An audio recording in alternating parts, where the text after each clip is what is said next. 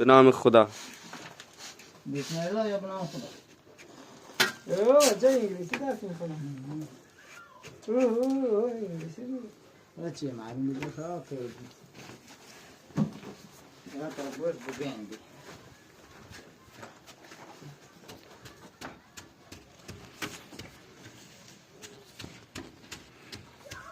دوستان که ملاق بدیم سرد شده. ملاق دیگه. ملاق دیگه. آره فکر دیگه آره. بساط. نورا. سوار که کام کبرا نیست. آه.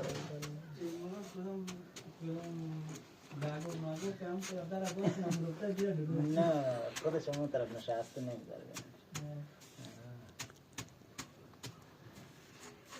زنده تو در باش روی چی دیگه چرا باعث شده؟ نه اینه چیکار کنی؟